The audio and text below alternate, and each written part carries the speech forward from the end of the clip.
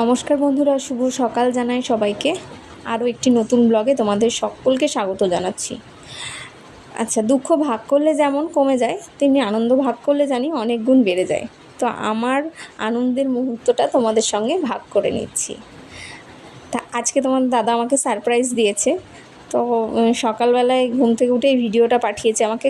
গতকালকে বলছিল যে কিছু পাঠাবো তোমার জন্য।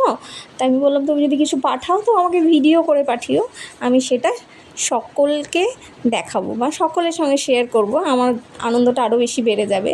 তো সকালবেলা ঘুম থেকে উঠেই দেখছি হোয়াটসঅ্যাপে ভিডিওটা পাঠিয়েছে। দেখো, আমার কিছু প্রয়োজনীয় জিনিস যেগুলো আমার প্রয়োজন, সেগুলো কোনো না কোনো একটা সময় শুনে নেয় যে কোনটা কোনটা লাগবে।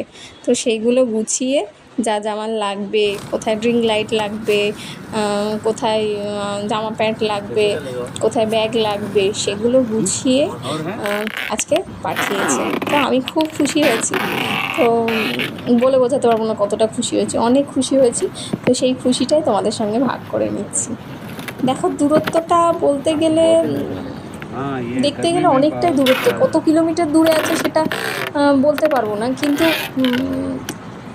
আমরা কোনো সময় ফিল করি না যে আমরা অনেক দূরে আছি, মনে হয় সবসময় যেন কাছে আছি।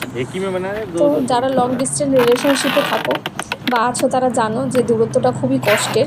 বাট খারাপের পরে যেমন ভালো আসে, তেমনি সময়ের জন্য অপেক্ষা করলে ভালো সময়টাও আসবে। তো সেই আনন্দটা তো অনেক অনেক অনেক অনেক বেশি হবে।